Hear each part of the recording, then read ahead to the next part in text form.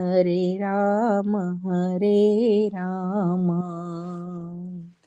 राम राम हरे हरे, हरे कृष्ण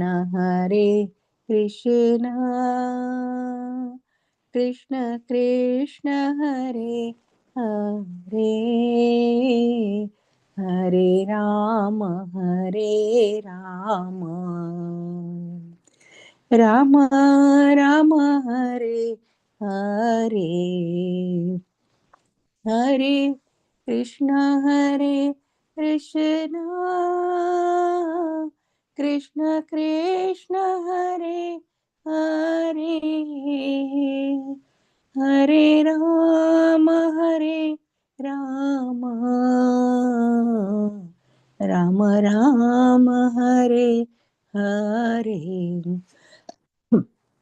हरे कृष्ण कृष्ण कृष्ण कृष्ण हरे हरे, हरे राम राम राम राम हरे हरे, जय राधा श्याम सुंदर, राधा श्याम सुंदरा दे, जय राधा श्याम सुंदर, राधा श्याम सुंदर राधे, जय जगन्नाथ जय जगन्नाथ, जय बलदेव जय सुभद्रा, जय गौरनिताय जय गौरनिताय, जय गौरनिताय जय गौरनिताय, जय जय जय प्रभुपाद प्रभुपाद प्रभुपाद, जय जय प्रभुपाद। हरि नाम संकीर्तन की जय। हरे Krishna. Hare Krishna, Gauranga Darshan Prabhu. There. Hare Krishna Prabhu. Please accept my humble obeisances. Thank you so much for your valuable time. I think Prabhu doesn't need introduction, but he is the Dean of Bhakti Vedanta Vidyapeeth, widely preaching and traveling. We just met Prabhu a few months ago here in New Jersey. We'll eagerly wait for next year as well. So let us hear attentively Prabhu's message on Gita, middle 6 chapters. Thank you very much, Prabhu. Hare Krishna. Hare Krishna. Om Namo Bhagavate Vasudevaya. Om Namo Bhagavate Vasudevaya. Om Namo Bhagavate Vasudevaya. Om Agnanatimirandhasya Gnananjanashalakaya Chakshuranmilitam Yena Tasmai Shri Gurave Namaha. नमः ॐ विष्णुपादाय कृष्णप्रेष्ठाय भूतले श्रीमते भक्तिवेदान्तस्वामिन् इति नामिनि। नमस्ते सारस्वती देवे गौरवाणी प्रचारिणे निर्विशेषा शून्यवादी पाश्चात्यदेशतारिणे। जय श्री कृष्ण चैतन्य प्रभो नित्यानंद, श्री अद्वैत गदाधर श्रीवासादि गौरभक्तवृंद। हरे कृष्ण कृष्ण कृष्ण हरे हरे, हरे Ram Ram Ram Hare Hare. Hare Krishna. My humble obeisances to all the devotees who assembled for today's session.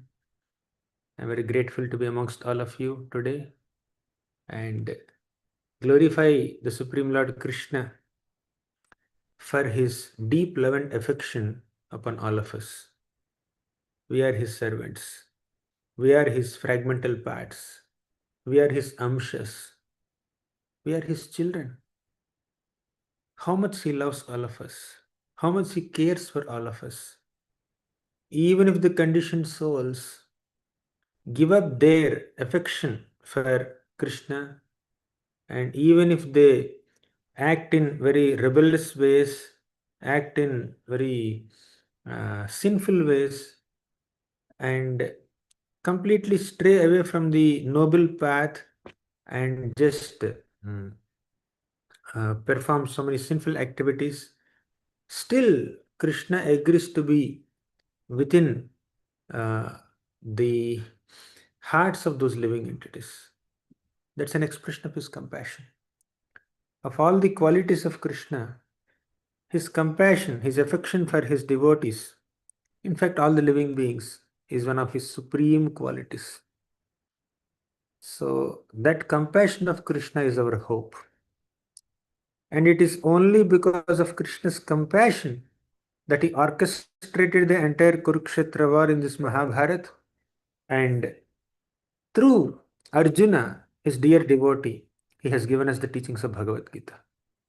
Today, in the next 1 hour or so, we'll try to understand how Krishna revealed his heart in this Bhagavad Gita, especially in the middle section of Bhakti Yoga. As all of us know, Bhagavad Gita has 18 chapters. The first 6 chapters, although they talk about so many topics, predominantly the topic discussed in the first 6 chapters is Karma Yoga. And the last 6 chapters primarily talk about Jnana Yoga. But the middle 6 chapters talk about Bhakti Yoga. And in the middle 6 chapters also, the middle 2 chapters, the 9th and 10th chapters, they reveal the most confidential knowledge about Krishna, where Krishna reveals his heart in these 2 chapters. In the 9th chapter of Bhagavad Gita, Krishna said, Ananyaschintayanto mam ye janah paryupasate tesham nityabhiyuktanam yogakshemam vahamyaham. Ananyaschintayanto mam, one who doesn't think of anything else but thinks of Krishna exclusively. Ye janah paryupasate, whoever does upasana or worship of Krishna with a sincere heart, tesham nityabhiyuktanam, to such devotees who are constantly engaged in Krishna's service. You know what Krishna does? Yoga kshemam vahamyaham. He takes care of them in all respects. Krishna provides whatever they need. Krishna protects whatever they have, if it is favorable for their bhakti, of course. Right? So whenever the Shastras say, or even Krishna himself says that I will supply whatever you need and I will protect whatever you have, I mean, we need to understand that he will protect what we have only if it is favorable for our spiritual progress. He will supply whatever we want only if it is required for our bhakti. If something is not favorable for our Krishna consciousness, he will not supply, he will not keep it with us. Right? That is an expression of his mercy. Just like a father doesn't want to keep anything harmful with his child. A mother does not want to give anything to the child which is not good for the child. Similarly, Krishna, who is our supreme parent, he wants us to progress spiritually. He doesn't want us to do anything or have anything which is not favorable for our advancement in bhakti. Right? So that's why Krishna said, Yoga Kshemam Vahamyaham. And later in the same chapter, Krishna revealed what pleases him. Do we need to offer him very expensive clothes or ornaments to please him? Or should we become scholars and should we become very great orators or skillful and talented in so many ways to become an object of his pleasure or his love? No. You don't need richness, you don't need scholarship, you don't need physical beauty, you don't need fame or influence or power or control in this world to please Krishna. All we need to please Krishna is a sincere love, affection, devotion. That is the simplicity of Bhakti Yoga. Krishna revealed in the 9th chapter only. Patram pushpam phalam toyam yo me bhaktya prayachati tadaham bhaktipahritam ashnami prayatatmanaha. Patram, a leaf. Pushpam, a flower. Phalam means a fruit. Toyam, little water.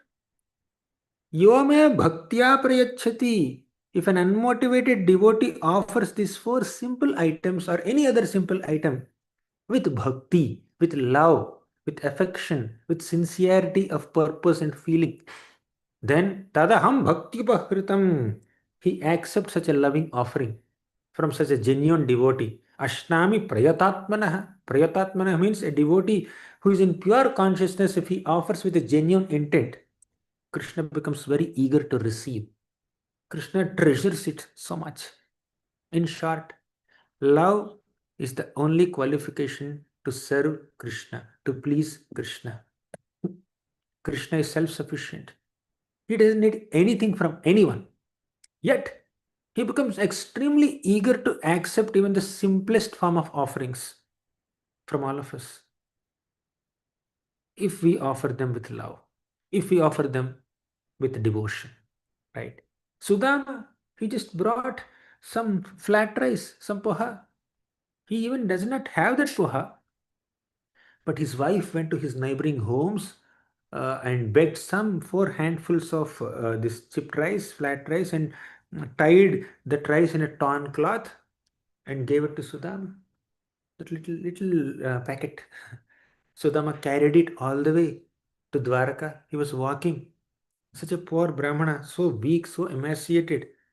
And Krishna received him, made Sudama sit on his personal couch. And Krishna simply washed the feet of Sudama. And when Sudama was hesitating to offer the puha to Krishna, Krishna grabbed it and ate it as if it's nectar. This is Krishna's reciprocation with his devotees, right? So he accepts the offering to reciprocate with the feeling of the devotee. The attitude behind our offering is more important than the magnitude of offering. All of us know these principles. I am not speaking anything new. That too, this shloka is very popular. Patram Pushpam Phalam Tam, even a small little child, 4 5 year old child also knows this shloka. But the nature of this material world is, the nature of Maya is, she makes us forget even those very basic, foundational, fundamental, philosophical lessons that we are very well aware of, and we miss to render even simple devotional service to Krishna because of the influence of Maya. We may not understand how simple bhakti is. Sometimes mind becomes so clumsy with so many bad thoughts, negative thoughts, and toxic feelings and emotions, and we feel that bhakti is so complicated. Advancing in bhakti is very difficult. One may think like that. But when we remember this simple shloka, this profound shloka, that patram pushpam phalam toyam, performing bhakti is very easy. It's not complicated at all. Because Krishna is by default very kind, very affectionate, and is eager to receive even little service that we render with a sincere intent, whether it is as simple as a flower or a fruit or a tulsi leaf. He becomes very ecstatic. Gautamiya Tantra says, Krishnadas Kaviraj Goswami quotes this Gautamiya Tantra shloka in the Chaitanya Charitamrita. He says that तुलसीदलमात्रेण जलस्य चुलुकेन वा विक्रीणीते स्वमात्मानं भक्तेभ्यो भक्तवत्सलः. Tulasidalamaitrena. You just offer a tulsi leaf to Krishna. Jalasya chulukena va. Offer little Ganga water. Even if you don't have Ganga water with you, take some clean water and invoke the presence of Ganga and all auspicious rivers there. Gange cha Yamune chaiva Godavari Saraswati Narmade Sindhu Kaveri Jalesmin Sanidhim Kuru. We just chant a mantra with a sincere heart, with a pure heart, with a prayerful heart, and that water becomes sanctified. And that pure water, along with one tulsi leaf, offered to Krishna with sincere devotion. And you know what is Krishna's response to it? Krishna feels that this devotee has purchased me by paying the proper price of a tulsi leaf and little Ganga water. Who else can be more kind than Krishna? So Krishna is so kind. Krishna feels that he is sold out to this devotee. I have become the property of this devotee now. I belong to him. This devotee has full authority over me. I belong to him completely. The Krishna feels like that. Aham bhakta paradhino. For what? Because you offered a little leaf, tulsi leaf and little Ganga water. With affection, with love. Yome bhaktya prayachati.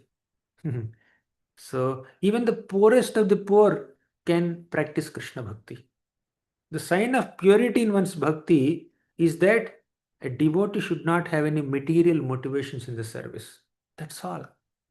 But the problem is, even this little prerequisite or the small mm, uh, no, expectation from Krishna to not have any material motivations becomes so overwhelming. Fine, no problem. If you don't, if we don't have that pure intentions and pure motivations and selflessness in our service to Krishna, Krishna says, "Don't worry, no problem. Even if we have some material motivation, still you come to me only." यत् करोषि यदश्नासि यज्जुहोषि ददासि यत् तपस्यसि कौन्तेय तत् कुरुष्व मदर्पणम्. You do whatever you want to do. Yat karoshi, you want to do something, please do it. Yat ashnasi, you want to eat something, okay, do it. Yat juhoshi dadasiyat, you want to offer something in sacrifice or give away, fine, do it. But do it as an offering to me. So, if we don't have that sincere devotion, that selfless devotion, then also Krishna doesn't disown us. Krishna says, wherever you are, whatever you may be doing, please do it as an offering to me. Even Bhagavatam says this. Akamaha sarvakamo va mokshakama udaradhihi tivrena bhakti yogena yajeta purusham param. Akama means not having any material motivations. Sarvakamava, all kinds of desires are there in the heart. Mokshakama means specifically desiring liberation from the cycle of birth and death. Whichever category you may belong to, Akama, Sarvakama, Mokshakama, no problem. Begin bhakti. Tivrena bhakti yogena. You perform tivra bhakti. Absolutely no problem. Ijeta purusham param. With the tivra bhakti, you worship the Supreme Lord. This is what the Lord says. This is what Bhagavatam says. This is what Bhagavad Gita says. So in Bhagavad Gita, Krishna is revealing his heart. I love you.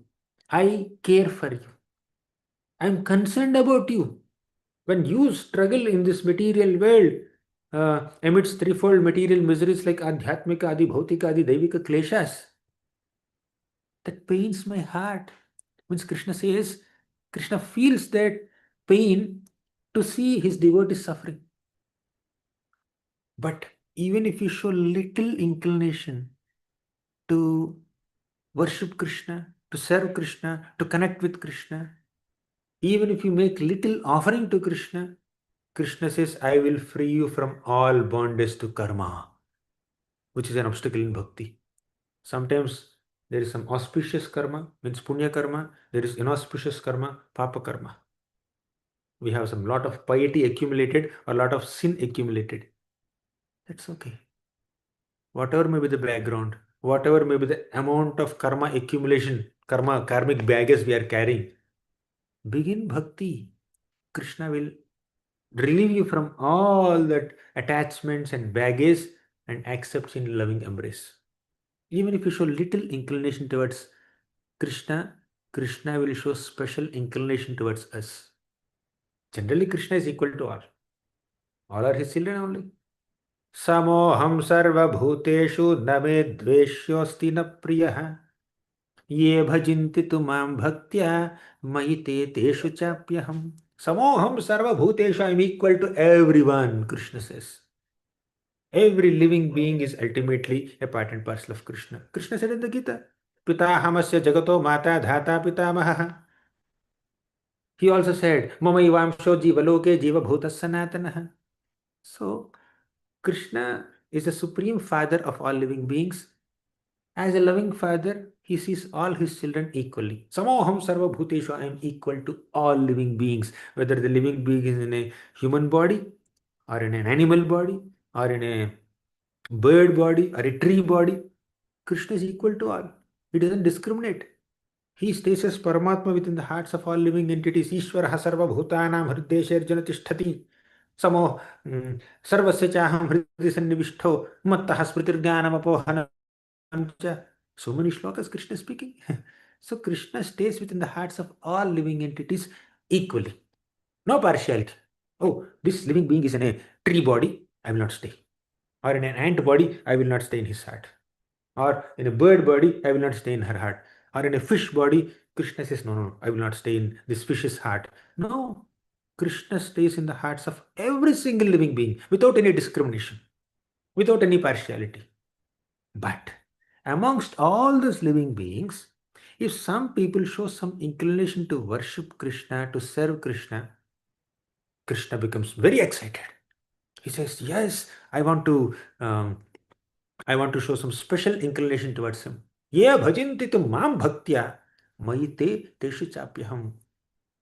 Although I'm equal to everyone, I'm not partial to anyone, I don't envy anyone, still, if one worships me, if one renders service to me with devotion, I consider him my friend and I become his friend, and I'm there in him, he's there in mine.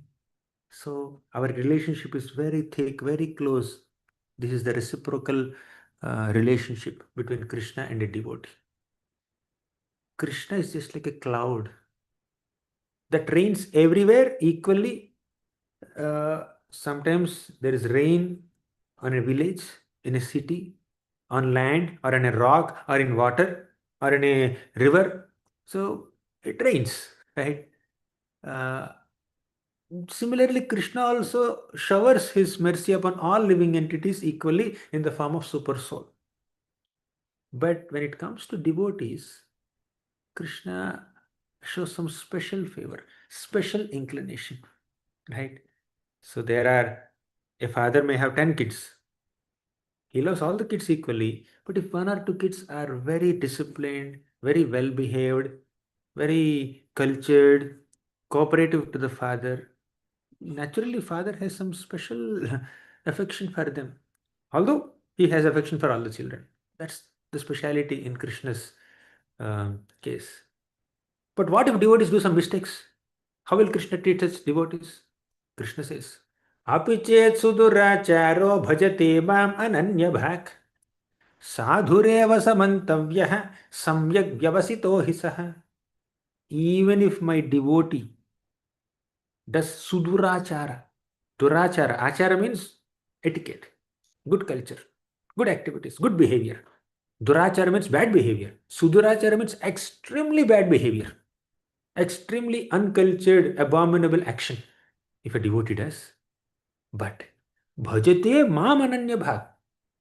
If if such a devotee who has done some mistake, of course accidentally, not intentionally, if such a devotee commits a most abominable action accidentally, but still if he continues to practice bhakti, bhajate mam ananya bhag, without any distraction, if he continues to practice bhakti, sadhureva samantavyaha, Krishna considers such a devotee still saintly.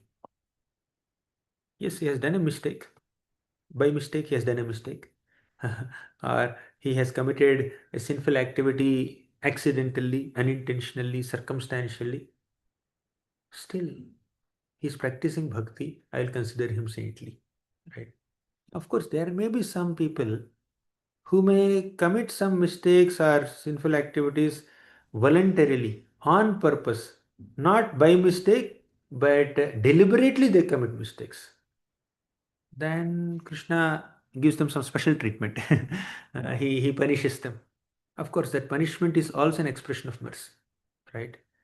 But if someone accidentally does some mistake, Krishna forgives such a devotee, still accommodates that devotee, provided the devotee continues the practice of bhakti and is properly fixed in his determination on me. Krishna says, Samyak vyavasito hisaha. If he is properly fixed in his determination on me, then I will accommodate. Such an accommodative Lord. The Lord is very accommodative. Even if somebody is doing some mistakes, the Lord is very, very kind and affectionate and compassionate. This is how Krishna is revealing his heart in the Bhagavad Gita. If you take shelter of Bhakti Yoga, Krishna becomes very personal to us.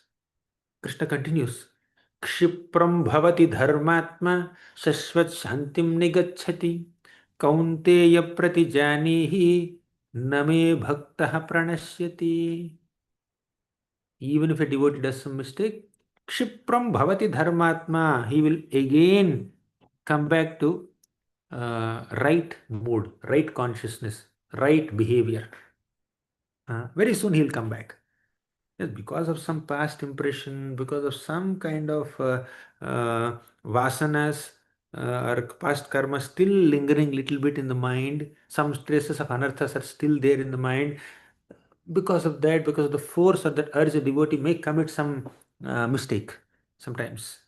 But if he sticks to the path of bhakti, if he sticks to the process of chanting Hare Krishna, chanting the mantra, worshipping the Lord, remembering Him, trying his best, then such a devotee will eventually become peaceful. Shashvat Shantam Nigachati. Therefore, O Kaunteya, O my dear devotee Arjuna, go and declare. Kaunteya Pratijanehi, go and boldly declare. What should he declare? Name Bhaktaha Pranishyati. My devotee will never perish. Why is Krishna wanting Arjuna to make this declaration? Why can't he make directly? There is a reason. Because devotees are so dear to Krishna. Krishna is very affectionate towards his devotees. When a devotee makes a promise, Krishna is obliged to fulfill that promise. Not just obliged to. Krishna becomes very eager to make the words of his devotee true. Right? You want examples? So many examples. Here Krishna is instructing Arjuna to make this declaration that Krishna's devotee will never perish. Now, recently we had this Kartik month. Every day we were singing Damodar Ashtakam. And in one shloka, the seventh shloka, Satyavratamani, the author of Damodar Ashtakam, says, Kuveratmajau baddha murtyaiva yadvat tvaya mochitau bhakti bhajau krutau cha तथा प्रेम भक्तिं स्वकाम्य प्रयुच्छ न मोक्षे ग्रहो मे अस्ति दामोदरेऽहम् कुबेरात्मजो बद्धमूर्तैव यद्वत्. He says, I mean, I will not explain the whole full shloka, but the main crux here is Narada Muni cursed Kubera's sons, Nalakvar and Manigriva. Why? They did an abominable activity. Without any clothes, they entered Mandakini Ganga along with some girls around them. They were taking bath there. They were enjoying. They were drinking wine in a holy place like that. They were enjoying on a sensual plane. And Narada Muni came there. They felt, what is Narada Muni doing here? This is our place. This is like our swimming pool. And what is Narada Muni doing here? They did not even have the courtesy to cover their bodies and go and offer obeisances to this sadhu who is passing by that holy river. Narada Muni understood these people have become so degraded in their consciousness and behavior.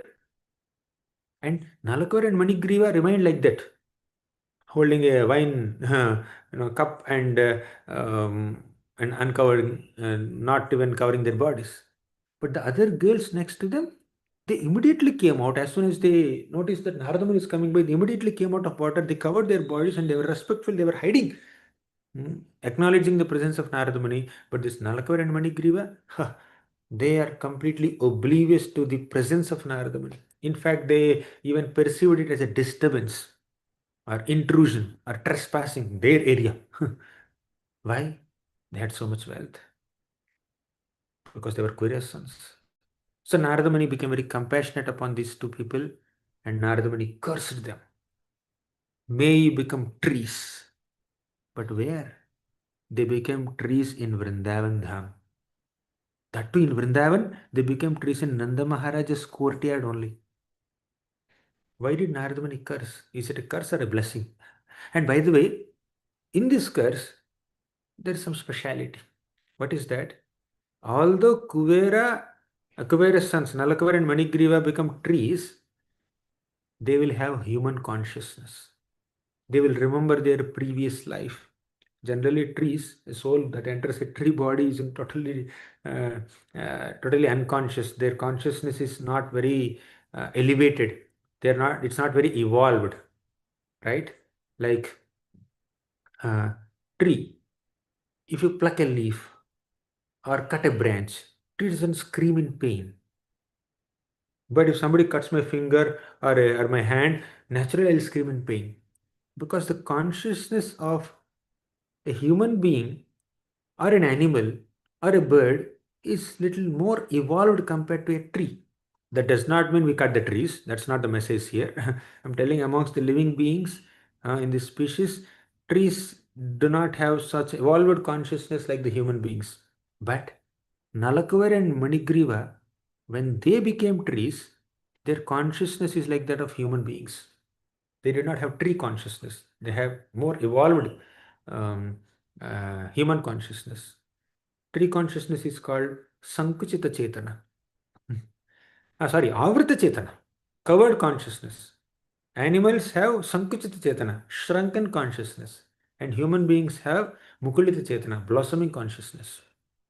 And devotees, amongst human beings, devotees have Vikasita Chetana, means blossoming consciousness.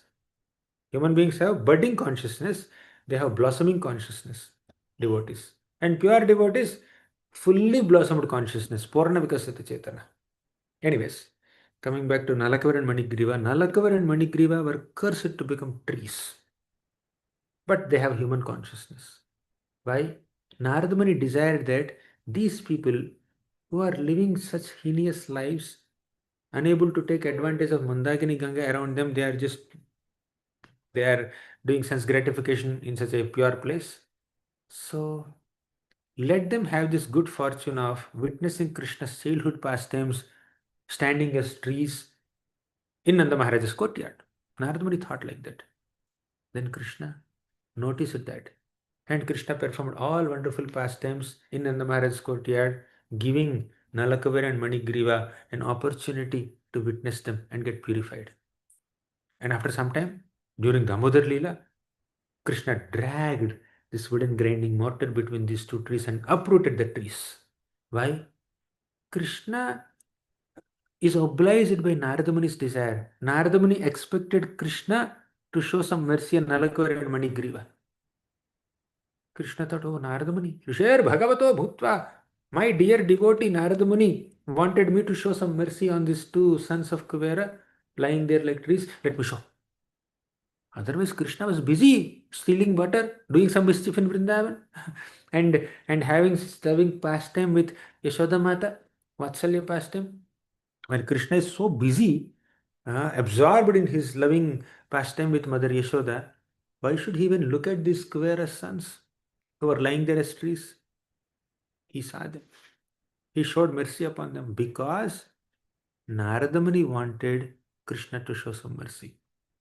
In short, when a devotee wants Krishna to show some mercy on a conditioned soul or a sinful soul, Krishna becomes more obliged to do so. That's why Krishna is saying, Arjuna, I will not declare that my devotee will never perish. You go and declare. If you declare, I will take your words more seriously, then I will show some mercy on these people. Like that's why we need to earn the blessings of devotees. We need to earn the pleasure of devotees. Let us serve devotees. Let us please them. Let us appreciate them. Let us acknowledge their contributions. And when devotees are pleased with us, devotees are affectionate towards us, devotees are merciful upon us, Krishna will show mercy. Simple. We need devotees' recommendation. For example, Arjuna, not Arjuna, Arjuna's father, Indra. Indra created rainfall, devastating rainfall in Vrindavan, and Krishna lifted Govardhan mountain and protected all the Brajavasis from Indra's wrath. And after that, Indra realized his mistake and he wanted to say sorry, beg apologies. He wanted to fall at the feet of Krishna and say sorry. But he could not come in front of Krishna. He felt so ashamed.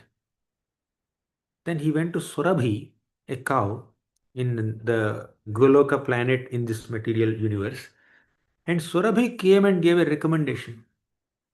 Surabhi said, "Oh, Krishna, here is Indra. He did a mistake recently.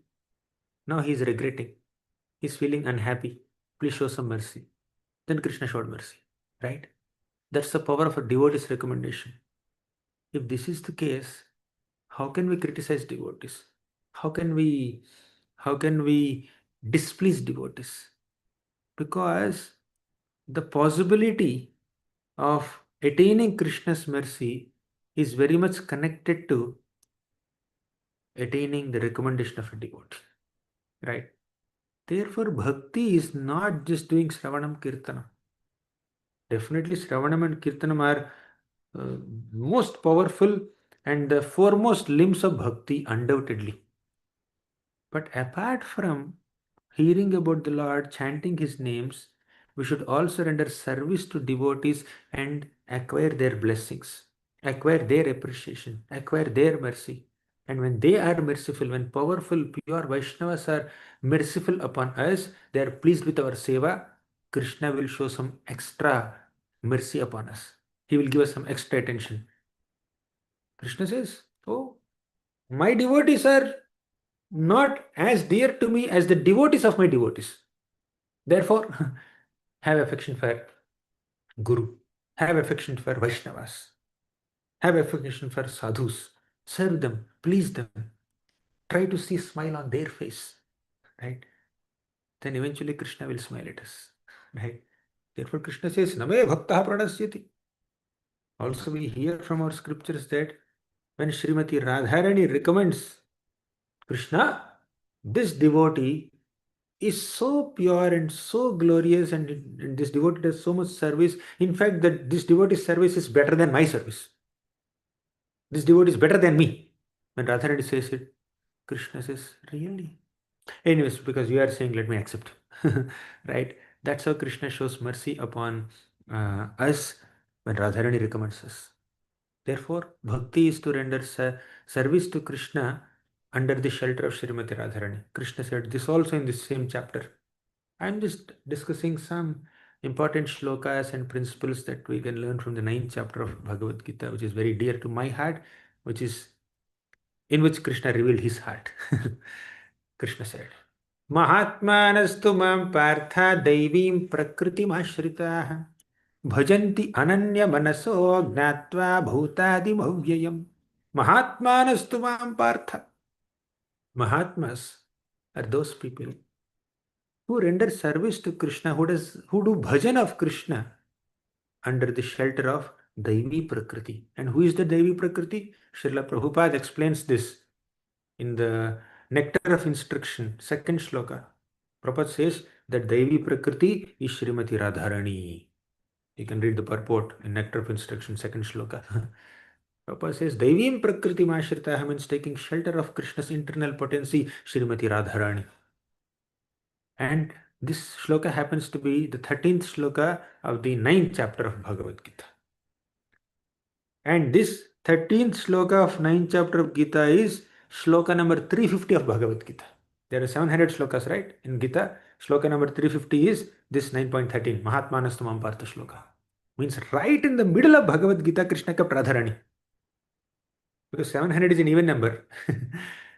Middle shlokas are 2, not 1. Shloka number 350 and 351, both. What is 351? Shloka number 351, 9.14. What did Krishna say there? Satatam kirtayanto mam yatantascha dridhavrataha. Satatam kirtayanto mam. Many people ask us, where did Krishna say that you have to chant his names? Where you people, Hare Krishna, Hare Krishna, Hare Krishna, you are chanting Hare Krishna so many times. Where in Bhagavad Gita it is said that we have to chant Krishna, Krishna, Krishna? Here only, 9th chapter, 14th shloka. Satatam means always. Kirtayanto mam. You perform my kirtan. You chant my names. You chant my glories. Kirtayanto. In one sense, it is called chanting Krishna's names or singing Krishna's names. Or Kirtayanto can also mean glorifying Krishna's qualities, glorifying Krishna's pastimes or attributes. All this is under the umbrella of Kirtan only. Either chant the names of the Lord, sing the names of the Lord, or sing some devotional songs, or just glorify Krishna verbally, his Nama Rupa Guna Leela. We are doing Kirtan only now. We are glorifying Krishna's qualities, right? This is Kirtan. I may not have Mridanga Kirtan, but this is Kirtan. Right?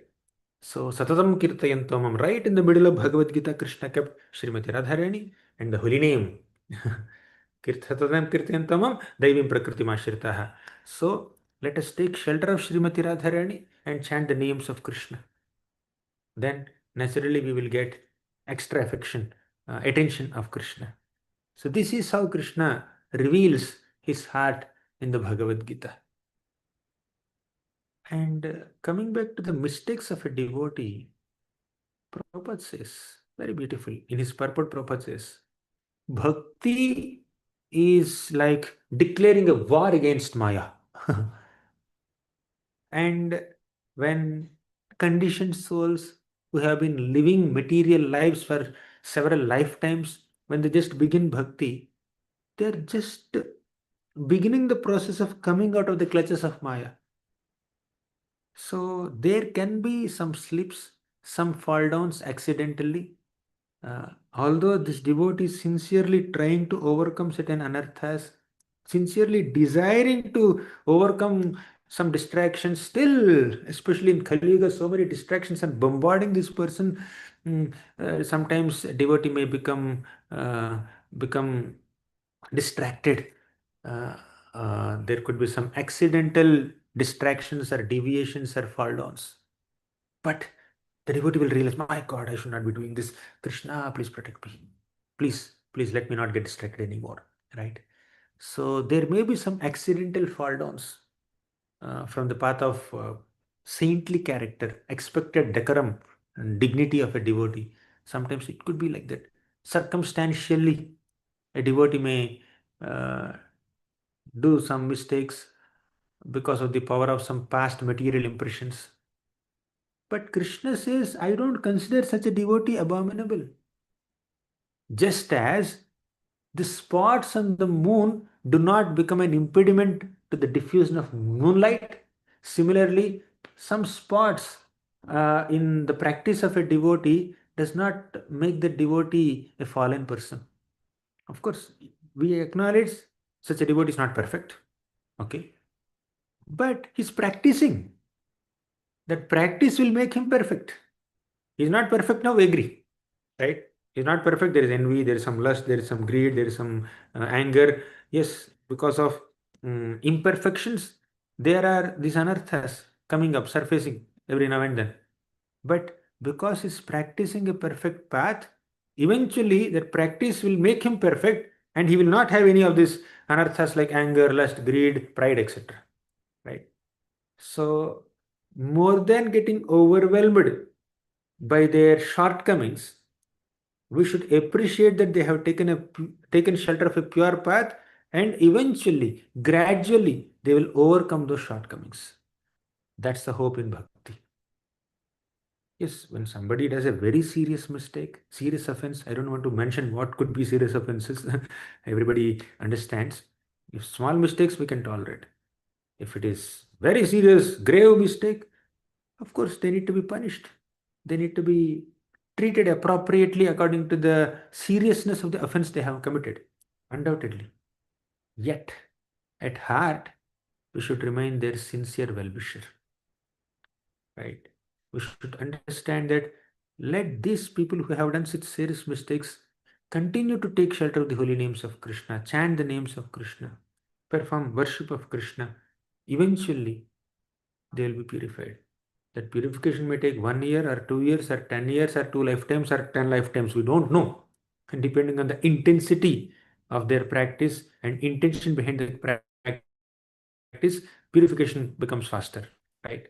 But we should be well-wisher of a devotee, even if the devotee does some mistakes. He may disapprove, but don't hate them.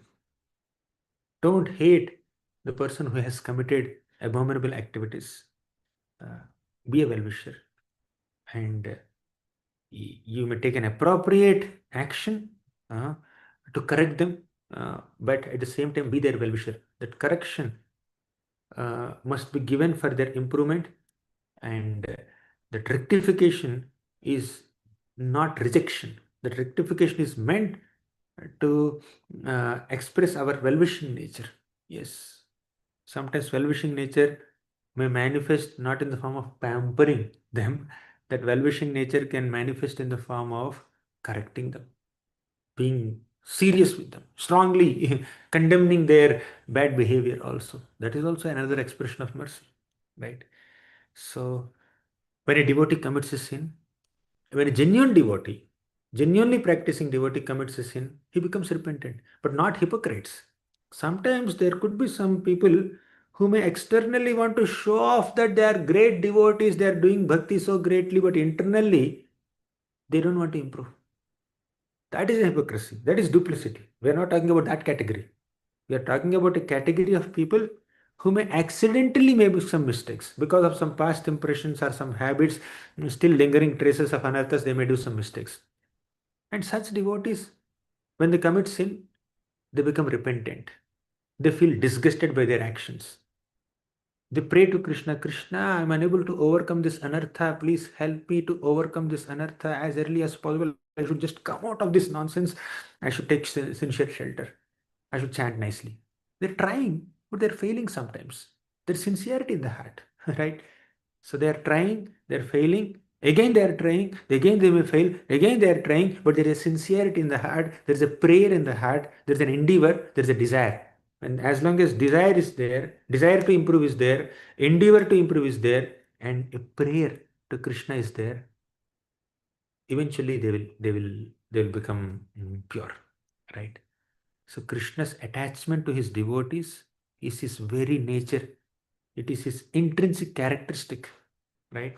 So by remembering Krishna, this devotee has committed a mistake. He will atone for that mistake and eventually quickly becomes righteous. As Krishna says, Kshipram bhavati dharmatma shashvat shantim nigachati. Right? So quickly he'll come back to normal because of his sincere repentance. But when a devotee commits a mistake, if there is no sincere regret, if there is no sincere repentance, if there is no uh, sincere effort to come out of that mistake committing propensity, that's a problem. Right? But if there is sincerity, then purity may not be there yet, but there is sincerity. The sincerity will eventually lead to purity. There practicing stage. In practicing stage, there is no purity. There is a purity of thought, purity of intention. One may intend to become pure devotee, but he is not pure devotee yet. Practice, eventually they'll become pure. But that requires sincerity.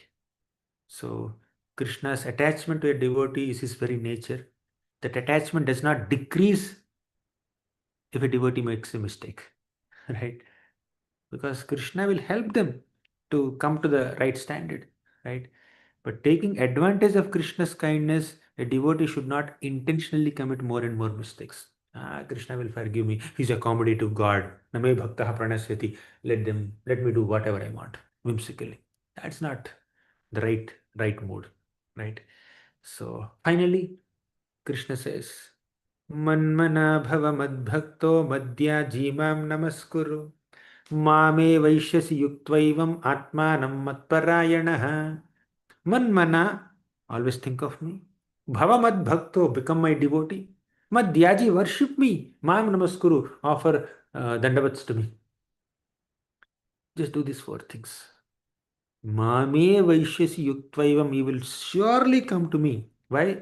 Yuktvaivam, you have become absorbed in these four things. Atmanam matparayanaha, because you have absorbed yourself completely in me by taking my shelter. Matparayana means taking shelter. I will definitely take you closer to me. You will come to me. This is what Krishna says, right? So bhakti, the process of bhakti, that includes these four things. Manmana, bhavamadbhakto, madhyaji, mam namaskuru. These are the four aspects of bhakti. Bhakti is explained in different contexts in different ways.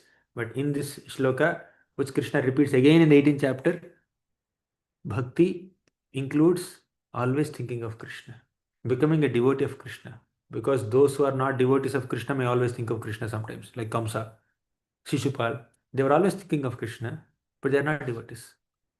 So Krishna says, Manmana, always think of me in the mood of a devotee, Bhavamad Bhakto. Then Madhyaji, worship me. Mam Namaskuru, offer obeisance to me. Then Mame Vaishyasi, you will definitely come to me. Right?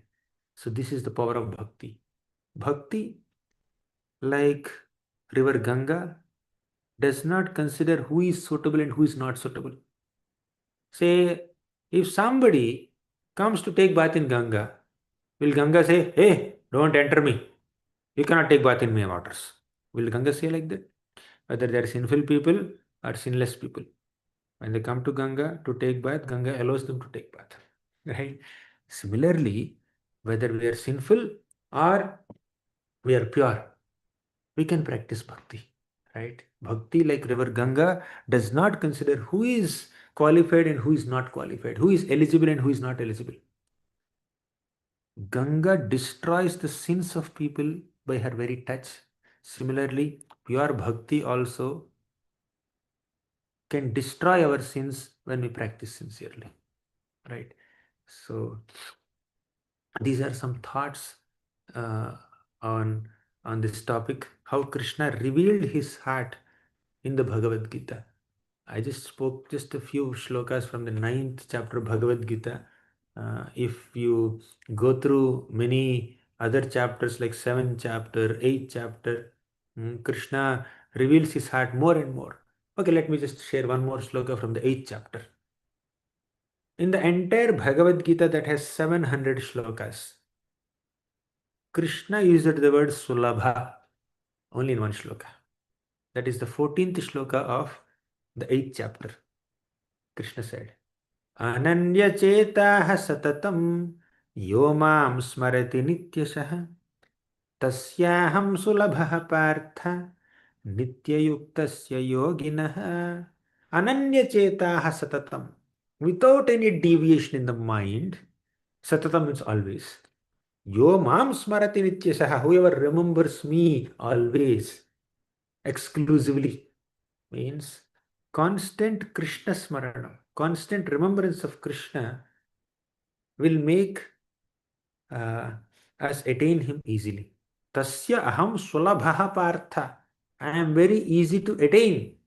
Oh Partha, it's very easy to attain me if you always remember me, if you perform bhakti yoga. Nitya yuktasya yoginah. By such constant engagement, one can easily attain Krishna. See, this word Sulabha, Krishna did not use in the context of Karma Yoga or Jnana Yoga or Dhyana Yoga or Shatchakra Yoga or Hatha Yoga or any other yogas that Krishna mentioned in the Bhagavad Gita. He spoke only in the context of Bhakti Yoga. Because through Karma Yoga, you cannot easily attain Krishna. Even if you attain Krishna, you only attain one aspect of Krishna. Through Jnana Yoga, if somebody becomes liberated, they enter Brahma Jyoti, which is the bodily effulgence of Krishna, right? And somebody may do some Dhyana Yoga. They may realize Paramatma, who is just a Amsha of Krishna, right? He is a partial expansion of Krishna. But when somebody does Bhakti Yoga, then they will attain Bhagavan very easily, that too. So this is the nature of Bhakti Yoga. Very easy to perform and the result is very profound. Right? Easiest path and greatest result. Can you just appreciate this? In the 12th chapter of Bhagavad Gita, Krishna said, he said, Kleshodhikatarastesham avyaktasakta chetasam avyakta hi gatir dukkham dehavadbhiravapyati klesha adhikatarastesham. Those who are attached to some impersonal form, this and that, they have to undergo so many difficulties. Kleshodhikatarastesham avyakta asakta chetasam. They are too attached to the unmanifest or impersonal absolute. Like sometimes it's very difficult to understand also what is this impersonal aspect of the Lord, what is this Brahma Jyoti, what is unmanifest. Sometimes we cannot even understand also. Basically, those who worship some formless, quote unquote, formless absolute truth, their path is very difficult. And even if they become successful in that path, they will only attain some light without any action there. But bhakti, in contrast, is very easy. Bhakti is easy to perform, and it gives the highest result. Therefore, Vedeshu yajneshu tapassu chaiva daneshu yat punya phala pratishtam atyeti tatsarvamidam viditva yogi param sthanam upaiti chadyam. Vedeshu, by studying all the Vedas, yajneshu, by performing so many sacrifices, tapassu, by undergoing so many austerities, daneshu, by giving charity, yat punya phala pratishtam, whatever pious results you may obtain, you can obtain all of them by practicing bhakti, and you can get much more than that. Atyati tat sarvamidam viditva. The results obtained by a devotee of Krishna by practicing bhakti yoga, that will surpass all the results that can be attained by Vedic study, sacrifices, this and that. Right? Yogi param sthanam upaiti chadyam. Right? A yogi can attain paramasthanam, the supreme position. So that is the glory of bhakti. And Krishna says this in the 8th chapter of Bhagavad Gita at the end. And actually practicing Krishna consciousness, being Krishna conscious and doing Krishna smaranam is easy when we take shelter of Bhagavad Gita. Because Bhagavad Gita gives such profound information about Krishna's existence in every nook and corner of this entire universe. It makes the process very easy. For example, we are drinking water, and you can remember Krishna is the taste of water. Krishna said in the Gita, Rasohamapsu Kaunteya, means I am the taste of water. Prabhasmi Sashishurya Yoho, I am the light of sun and moon. Every day we drink water, except on Nirjal day. Every day we drink water. You can remember Krishna while drinking water. Every day we see sun or moon. When we are exposed to sunlight or moonlight, you can always remember Krishna. Pranavaha sarva vedeshu. There are many people who chant Vedic mantras. In all the Vedic mantras, is Om is an important element, and that Om is Krishna. Shabdaha ke paurusham drishu. Krishna says, Shabdaha ke, I am the sound in ether. Every day we keep hearing so many sounds. That is Krishna. Paurusham drishu. He is the ability in all men. Punyo gandha prithvivyam cha tejaschasmi bhavasau, means he is the natural fragrance of earth. Whenever we are smelling something, remember Krishna. Tejaschasmi bhavasau, when you see fire, Krishna is the heat of fire. Jivanam sarvabhuteshu is the life of all that lives. Tapaschasmi tapasvishu, he is the austerity of all ascetics. Bijam mam sarvabhutanam, I am the original seed of all existences. Krishna says. How many more slokas we can refer to to understand the existence of Krishna, understand the presence of Krishna everywhere, in every nook and corner of the entire universe. So there is enough evidence that Krishna is the basis, Krishna is the foundation, Krishna is the source of this entire cosmos. And there is enough opportunity to become Krishna conscious. If Krishna is there everywhere, where is the difficulty of being conscious of Krishna, who is everywhere, who is present everywhere? But what stops us from being Krishna conscious?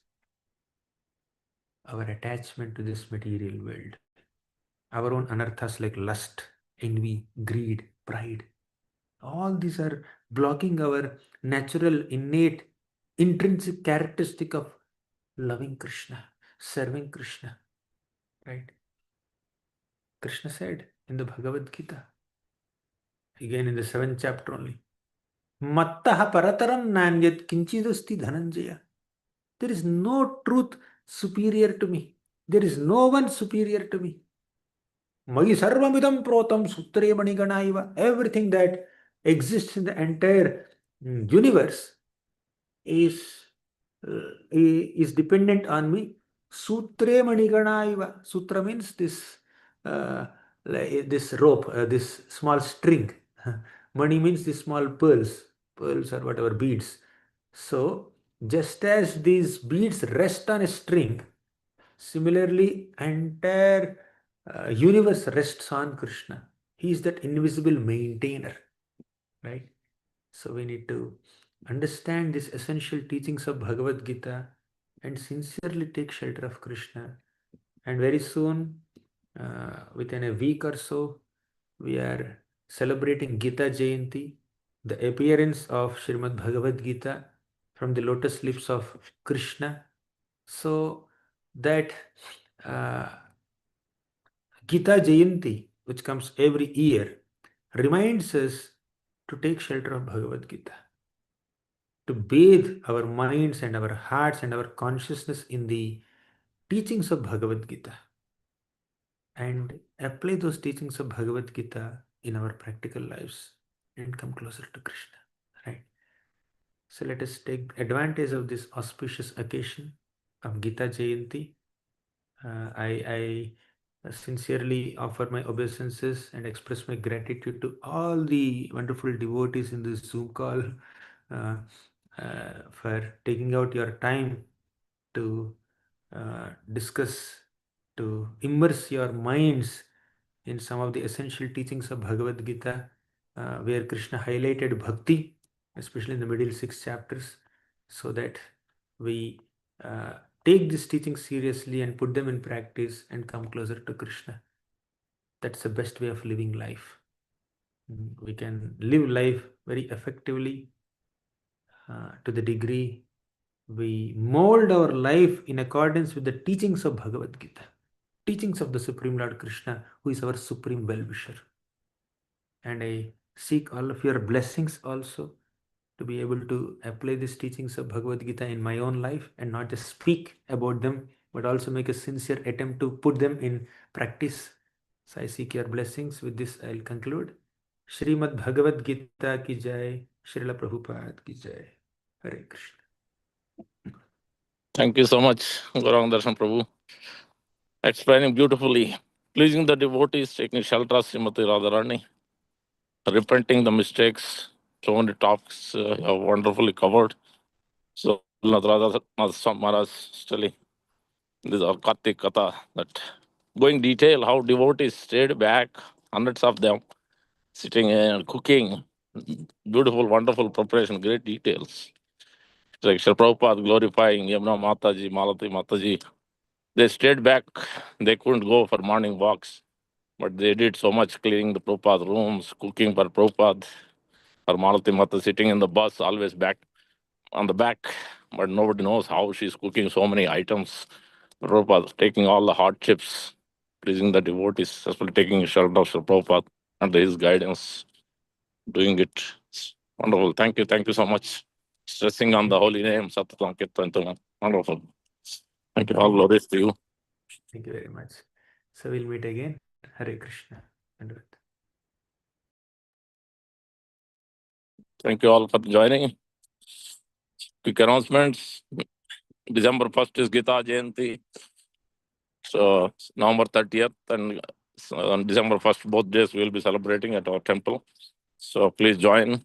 The Yajna will be there on December 1st evening because that's a Mokshada Ekadasi. There is 3 Tidis coming, Tripsara Maha Dwadasi. It's even more prominent, more mercy, more blessings. So when 2 or 3 Tidis combine appears. Also December 8th, Monday, is our Lion Guru's disappearance. If I remember correctly, I think disappearance. Bhakti Siddhanta Thakur Goswami Prabhupada. November 26th is Lord Jagannath's special day of Odana Sastri. It is also one of Sri Prabhupada's disciples, senior disciple, Sri Bhakti Swarup Damodar Goswami, scientist, devotee. His, I think, disappearance day. I think that is November 26th, Wednesday, before Thanksgiving Day. So these are the important days to remember, submerge ourselves in bhakti service to Sri Prabhupada and Lord Krishna. So thank you very much. We'll see you all in the evening for Sunday Fish program. Hare Krishna. Chant and be happy. Hare Krishna.